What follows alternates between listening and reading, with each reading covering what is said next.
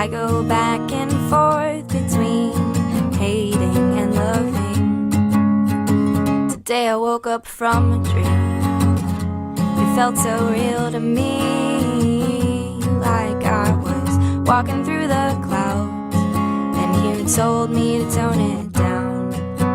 Well, if we disagree on what's important. Welcome to the Team Self-Love Podcast, a podcast about realizing your self-worth and helping you learn to love yourself because you're worth it. I'm your host, Lindsay Taylor Mitchell, and today I'm actually by myself for this lovely, lovely episode. I brought a blanket because it's an actual security blanket because we are having a sad cast 2K17, but I say it with a smile, but I actually had a lot of caffeine earlier, so I'm really wired and ready to go, which is funny because this week I've been so lethargic. And then I realized, it's because I haven't been having any caffeine. But I'm calling it a sadcast because I like the name of the sadcast. But it's actually about depression and mental illness because part of the reason why I started this podcast, and the day I started it, I had actually seen a news segment about how depression is at an all-time high. And I was watching CNN. And they said that, quote, a steady increase in admissions due to suicidality and serious self-harm occurred at 32 children's hospitals across the nation from 2008 to 2015. The studies between ages 5 and 17. So as young as 5 years old. And people are suffering from serious, serious mental illness. And I see it's prevalent in people in their 20s, and I just wanted to address it and kind of give some help because like in the first episode I said, I suffered from depression, and I wanted to kind of give information about it, but then also just give you little tips and things that you can do. Now, first things first. First things first on the reels, no. First things first. There is a difference between being sad and depression. And I think that people kind of forget that. You can be sad, like you can feel sad or upset about something. And the difference is that this sadness is temporary. Feeling sad is temporary. So it could be, just 2 days, 3 days, or maybe you're going through, a rough patch where you went through a breakup, or you're suffering from, you lost someone you love. That is feeling sad or feeling grief. That is different than a constant state of sadness. Depression and depression, mental illness, it can be weeks, it can be months, it can be years. It can be up and down. You might have a good week here and there, and then you go back to being depressed. So there is a major difference, and it is a true illness. It's a real illness. It's a mental illness, but it is an illness. You would take medicine for a heart condition, so why wouldn't you take medicine for a mental illness? And it's a true illness, and I'm not saying that it's not a real illness, it is, but there are things that you can do to help yourself try to recover from it or to try to ease the depression. There are different types of depression. And so I did some research on different types of depression. I had clinical depression, which is just sort of like the normal depression. It's one that is not as serious. It doesn't last as long. So I suffer from depression, and I took medication, and I did cognitive therapy. And then I ended up...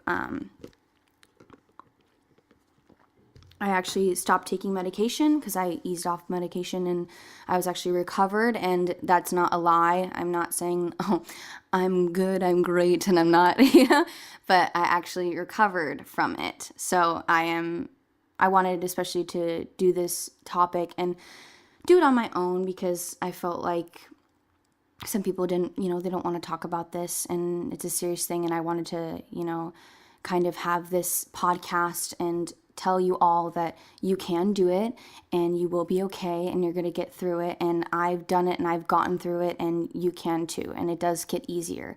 So yes. So different types of depression. There's clinical depression, there's major depression. Major depression is severe symptoms that interfere with your ability to work, sleep, concentrate, and enjoy life. Some people may experience only a single episode within their lifetime, but more often a person may experience multiple episodes. There's also like seasonal depression, which is basically when it is winter, when there is not as much sunlight, you do get depressed. It is a real thing based on the seasons. That's why like depression rates are higher in the Pacific Northwest, where they don't have so much sunlight, because vitamin D actually does affect your mental state. People who do live there, though, can be very happy and thrive, as my friend Nick does, but it is an actual thing. So SAD, seasonal depression, is a real thing. There's also persistent depressive disorder, which is less severe, but that can last about like 2 years. And then there's minor depression, which is like basically like clinical depression. So always, always, always, the first thing you do, if you are wondering if you are depressed, SES, which is sleep, eating, are you exercising? Are you sleeping? Are you eating? Like, what are you doing? Because you need to seriously, if you are feeling these things, you need to diagnose this, because sometimes, honestly, you think, oh, I'm feeling this way, I'm feeling upset, but it could be your diet, it could be the amount of sleep that you're getting. That can definitely affect your emotional state. I think people, they forget how important sleep is, and it's so vital for your brain, especially when, you're having a hard time or you're going through a lot of stress. You need to have sleep, and with a lack of sleep actually is kind of how mine started. It was back in 2011, and I was going to Cal State Fullerton, and I was barely eating anything, and I was barely sleeping. I would maybe sleep about 2 hours a night, and that constant tiredness actually did affect me and affected my brain, and then I was diagnosed. The next thing you need to do is you need to see your doctor, which your doctor is there for you. This is just like a general doctor. If you go to walk-ins and say, I am feeling sad, I am feeling depressed, and sometimes they can either prescribe something for you, or they can actually give you a list of doctors. So there's also that as well. There are things, so look at your diet, look at how much you're sleeping, and also try to exercise.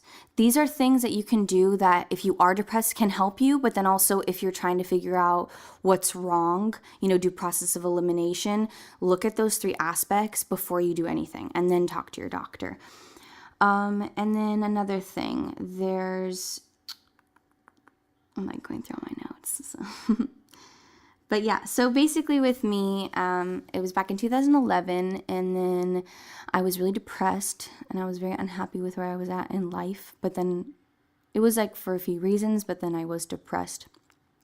So then I went to a therapist, and I went to a psychiatrist and a psychologist. Now, there is a difference between the two. A psychiatrist is the person that prescribes you the medication. You go to them and you say, yo, hey, what's up? I'm feeling really upset. I'm feeling like I want to hurt myself. I'm not eating, or I hate myself or whatnot. And then they actually prescribe you the medication. That's different than cognitive therapy or seeing a psychologist. A psychologist is the person that asks you, how do you feel? And you don't necessarily have, there are different types of therapists, but you go and you talk about your problems. The best solution, I personally think, is cognitive therapy and medication. Now, not everybody can get medication, and I know that, I realize that.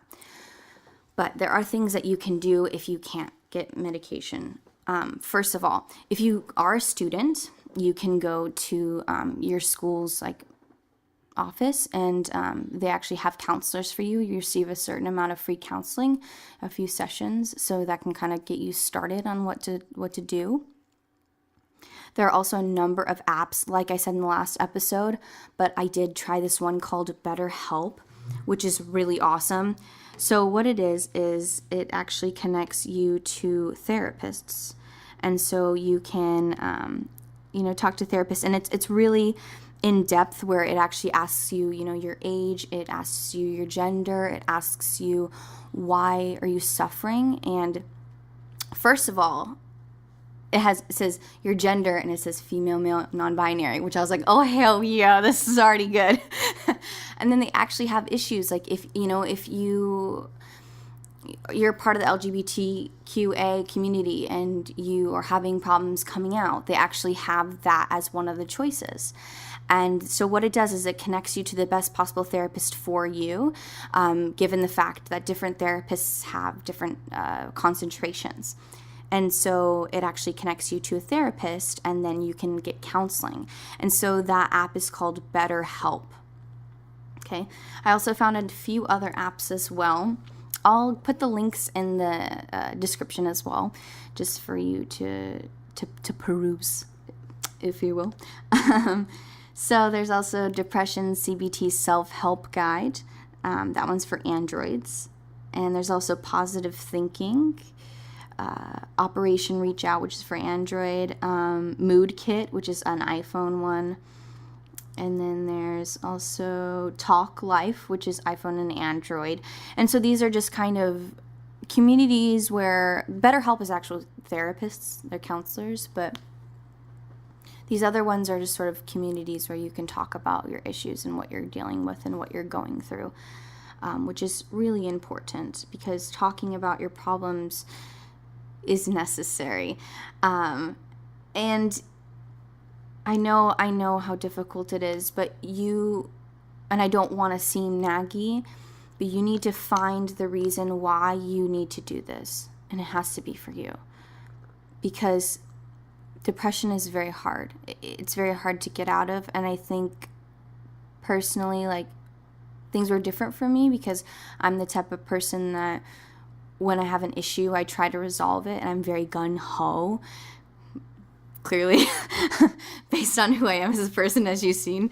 And so that's not always the case, and it can be very difficult. But if you can take some steps to help you, then it can become easier and an easier process, and you can get to that point where you are happier and you do realize that life is worth living and that, you can be happy. So So here are some signs or different parts of like a diagnosis of what depression is. Okay. Persistent sad, anxious, or empty mood, loss of interest or pleasure in hobbies and activities, feelings of hopelessness, pessimism, feelings of guilt, worthlessness, and helplessness, decreased energy and fatigue, being slowed down, difficulty sleeping, or oversleeping, appetite or unintended weight changes, thoughts of death or suicide attempts, restlessness, irritability, aches or pains, which, by the way, is a huge thing that actually does happen. When you are depressed, you do get physical pain. It kind of manifests into physical pain, which is really interesting. And so taking care of that can help you mentally, but then it can also actually help you physically.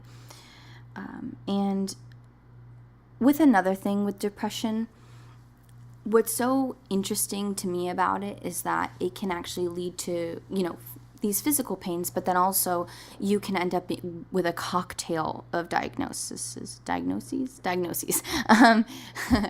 Oops. So with that, you can be depressed, but then you can also feel anxious, but then you can also be bipolar, but then you could also develop an eating disorder. With me, I was depressed. I was diagnosed depressed, and then with anxiety. So I was prescribed a antidepressant, and I was prescribed a anti-anxiety medication. But then also I was having trouble eating. I had an eating disorder, and so it was like a sort of like your life is spinning out of control, but then you try to control it with food. And so dealing with your issues, dealing with the root of the issue can help ease these other problems as well.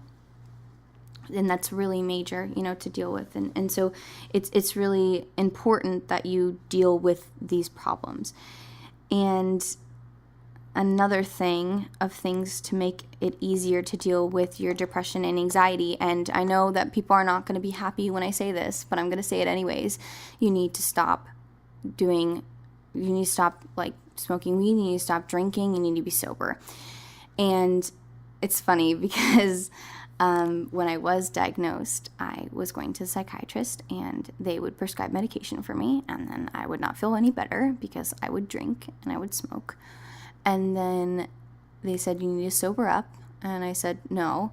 And they said, you need to sober up. And I said, no. And then I was taking medicine, and then I was drinking, and then I was having panic attacks because of the mixture of the chemicals actually does affect you, and you will not get better if you are not sober. And also with being sober, you're more in touch with your emotion. Yes, you feel your depression, which is very hard, but then you also feel the times when you are happy. And that's extremely necessary because you need to live for those moments, because those are constant reminders of why you need to keep going and why you need to keep fighting this and why you can do this. And just having those moments are so crucial, and those are so muted when you are drinking and when you are doing these drugs. And just the combination of medication and that alone, but then also if you are drinking and you are sad, it is a depressant. It will not make you better. I'm going to nag you. It will not make you better. So please, if you take any advice from this, please think about that. Okay. But then there are also things that you can do. Another little tidbit is take taurine and magnesium if you cannot get medication. This is huge. This is super important because I found different studies, actually, the data, that says taurine is actually found in meat. So I don't know if you ever think of like comfort food and you think of meat, or when I was trying to be vegan and I would have my like moments when I was upset, I would eat meat, and I never knew why. I didn't really understand, because I didn't want to eat it, but I did. But I found out it's because there's taurine in meat. And what taurine is actually, it's the chemical that's in energy drinks, which is really weird, but it actually gets you to sleep, and it actually combats depression and anxiety. So if you do take taurine as a natural supplement and it does make you feel better, it also does make you go to sleep if you have problems sleeping, which can be a huge thing with depression. You may sleep too much or you may sleep too little. But if you sleep too little, that's something you can take. Also, magnesium. So taurine is actually for the neurons in your brain, and then magnesium is more for your body to rest. And so I actually was having nightmares and I was sleepwalking, and I was told to take magnesium and taurine. Magnesium is actually found in vegetables and everything, and like leafy greens. And it's so necessary for you to feel better. It helps your mood. It gets you to sleep as well. And it does help with depression and anxiety. So those are two things that you can do automatically. Just go to Mother's Market, go to Sprouts, and go to the supplement section and get yourself some taurine and magnesium. It's going to make you feel much better. So those are like little things. Another thing also, studies show that social media does not make you feel better. And that there are actually links that say that social media does affect your confidence. There's actually, in the article in my blog post that's coming out this week, it actually talks about how social media and Snapchat actually affects your self-esteem, because they, for Snapchat specifically, they have these filters that actually change the shape of your face to be more of the standard of beauty. And also there's a huge problem within it that it does whitewash people. And so there's this major issue with Snapchat. And let's say in my blog post, I actually wrote, let's say you look at that 1 minute a day, that will negatively affect you so much, and will majorly affect your self-esteem. Just looking at it 1 minute a day and then having that moment when you take off the filter and you think, oh, I don't look that as good without the filter. And that constant state, like when you keep doing that, that does not make you feel better about yourself. And then also you have that fear of missing out. You have the comparison that you do with people. You look at people and you think, oh, they're so happy, they're having fun, they're living their best life. But you only see one aspect of their life. You don't get to see the other parts when they're upset or when they're having a hard time. So remember that. Remember, when you're on social media, this is one aspect of this person that I'm seeing, number one. Number two, take a break. Seriously, put the phone down. I've been doing this more. Go outside. Just being outside can help you. Actually, there are multiple studies. I will also link them below, because I want to give you the actual studies that say that vitamin D and being in the sunshine can help with depression. It's major. Just go on a walk and just take some time and breathe and just be present, because I think sometimes with depression, you tend to somewhat be stuck where you are, but yet you are not present, if that makes sense. You kind of have that, the dissociation, and you focus on everybody else, and everybody else is so happy and I'm so miserable and whatnot. But if you can take those breaks and you can do that, then that can really help you. And another thing is breathing exercises. I have said this before and I will continue to say it. It's a major thing. There are different types of breathing exercises.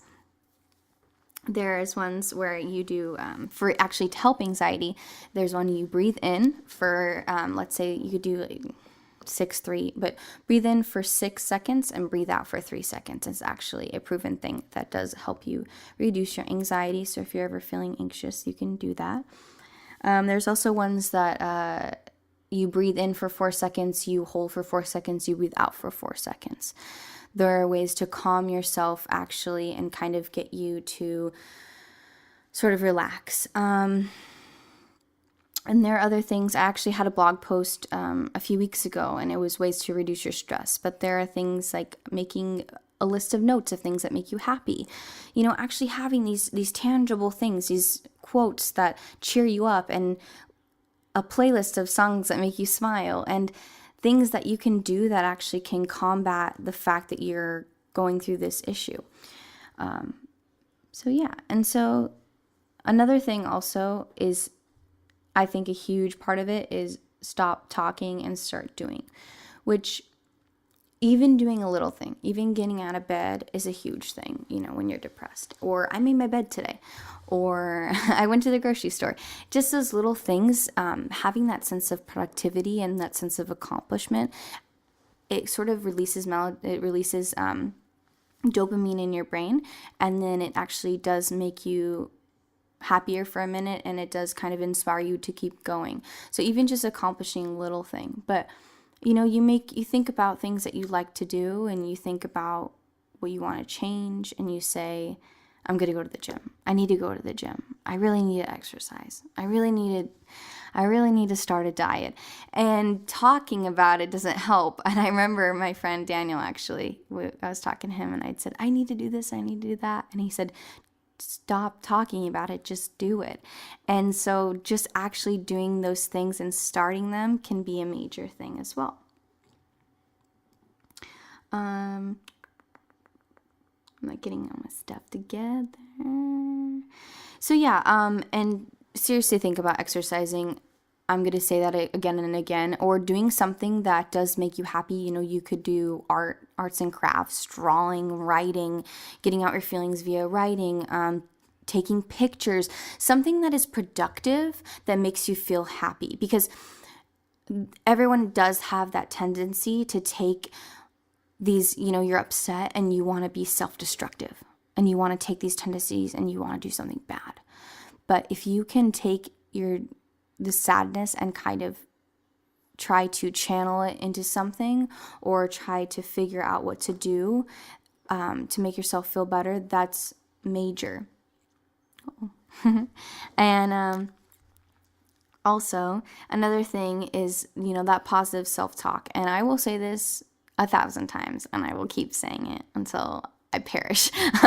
But basically, that self-talk, that positive self-talk that you need to do for yourself, and saying that you are worthy of love, acceptance, and happiness, that you are nice, that you are kind, that you are a good person, that you are worthy of these things. Just thinking that alone will change how you view yourself. Because I think with depression, you have low self-esteem and you feel like, oh, like it's just me and I'm upset and no one understands me. But there are people that understand you, and that you are worthy. Like, you should be happy, and it's so sad. It's so heartbreaking to see so many people suffering from this illness, because to empathize and to know what it's like and to see it so prevalent in our society, it is a major problem. And so that's why I wanted to do this and to reach out. And then also having a community of support, like we said in the last episode,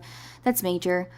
Just talking to someone, having someone to talk to, having friends, maybe like talking to people on these apps will majorly help you feel better. Just getting out your feelings and stating that you are upset about whatever, or that you're just feeling depressed. You don't have, and with depression too, like, you don't have to have a reason. Like I said, I was depressed for specific reasons when I was depressed, but it's not always the case.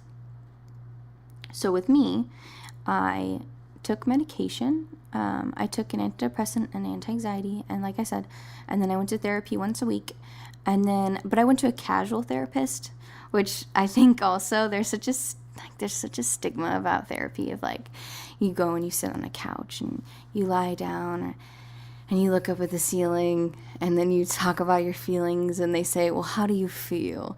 And and they actually don't say anything else. But that's not true. It's actually not like that for me personally. It depends on your type of therapist, but for me, actually, we just have a conversation and she goes, okay, so you're clearly feeling that, or, well, you said this and that's not good, or, well, you said this and do you really feel that way? And then all of a sudden, it kind of clicks, the light turns on, and you kind of realize, okay, well, you're right, I was feeling that way. And then my therapist would give me actual solutions or things to do, like a list of stuff, or ways to cheer you up, or here's a book, or here's a CD with like calming sounds. Like, there are different things, there are different therapists. It's not all the same. Ask around. If you have a question, you can always ask me. You talk to your doctor. Like I said, they can recommend therapists within the area. That's another thing. You breathe deeply and just call. And I have to say that because it's really hard. And I know it's really hard to make doctor's appointments because it's adulting. But, just making that call and kind of getting it started, because it does take some time, because you do have to fill out paperwork, and sometimes you have to make an appointment, and they usually are pretty busy. So making an appointment is crucial, and it's a first step, and just starting is always the issue. But if you start, you will feel better, and you will get better from then on. And so that's just, it's major. It's just so crucial. Yeah. So talk to your doctor though, because I think that people always write that off. I sometimes do that, where I'm having an issue and I'm like, oh, I'm fine. But you should talk to your doctor, because sometimes, you may think it's something, but it could be another thing. It could be that you are lacking iron, or you are lacking vitamin D, or B12, like you have low energy and you think, oh, maybe like I'm depressed, or, but it could be that you are having these other issues. You never know. When you do take antidepressants, just a little something, is a trial and error period. If you are taking them right now, you'd understand this, because it can be difficult at first, because you're trying to find the right one for you. It takes some time, because sometimes you need to monitor how you're doing on it as well, because it can make you worse, it can make you better, it can make you have a lot of headaches, it can make you actually some of the side effects are nausea, vomiting, weight gain, diarrhea, sleepiness, lack of sexuality or like, sexual problems in general. So it's important to try different kinds and to see how you're doing. Maybe someone who lives with you, your roommate or your significant other, or your family, and ask them, did you notice a difference within a certain amount of time? It does take a little bit to work. It does take a few weeks to actually get into your system. But then, monitor how you're doing, because that way you can see if you're having any issues, if it is good for you. So, and then there are different types of, medication. So one might not suit you, but doesn't mean that it's not good for you. And then also, when you are taking it and you are feeling better, stay on it, because that means that it's working. With me, I was on medication for 5 years, and then I slowly got off of it through cognitive therapy and dealing with my problems and learning to rewire my brain, but then also taking this chemical imbalance in my brain. I was able to move forward. I was able to feel happier. I resolved issues when I wasn't happy, and so I was able to get off of it, but I slowly got off of it. And then also, it does affect your sleep when you get off of medication or when you start medication. So that's something to be aware of. And so when I got off of it, I had to take melatonin, which is it's a chemical that makes you go to sleep. And so it's a naturally producing chemical, but I took the supplement for it. So that's something to also be aware of as well. So, and yeah, I mean, these are just like little tidbits, basically, but and it hasn't been too bad. But yeah, but start small. Basically, and your psychiatrist will know to start you on a small dosage of the medication. It can sometimes change too. Your medication can change, the brand can change, or the amount you're taking can change, or for example, I took mood stabilizers for a while. It could be something else. They realize that you have, that's the issue. So taking medicine, it's not always going to be that constant, but it is that trial and error, and you will figure out what's best for you. You just have to keep going and keep trying. And I think you have to keep going. Just keep going.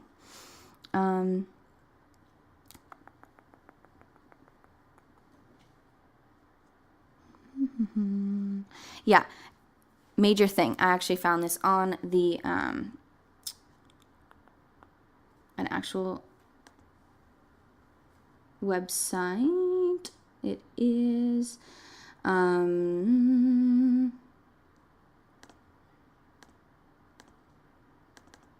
Institution for Health, actually, and for mental health, and it actually says that in bold, do not stop taking medication without talking to your doctor, because that can just majorly affect it. And like I said, if you are on medication, please do not drink and do drugs, because that can affect you and damage. Also, you can die from that as well if you drink too much alcohol and take medication. But then if you do both, it can majorly affect how you're feeling mentally, and you will not get better. So tough love right now. But yeah, so with me, I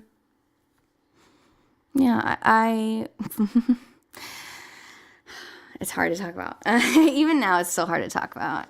But basically, I was diagnosed with depression and anxiety, and then I was also self-harm, and then also an eating disorder. And so I had to deal with a lot of these things. And then also later on, I was put on mood stabilizers because they thought maybe I had a bit of bipolar. So that can also happen too. And bipolar disorder is different. And if you want, I can always go over that as well. But it's different. You have manic and depressive episodes, basically. But, and there are things that you can do to combat these things. And so, look them up. If you're having trouble with self-harm, that's another thing that can definitely come along with depression, because you're having these feelings of unworthiness, of sadness, and you don't know what to do, and you don't know how to cope, and then you end up hurting yourself. there are actually tactics and things that you can do to help combat that. So for example, you can actually hold ice cubes. And so what it does is like it gives you this sense of pain without actually hurting yourself. And so, look online. There, like I said in the last episode, there's so much research and there's so many wonderful websites that can give you advice on what to do and how to deal with your problems.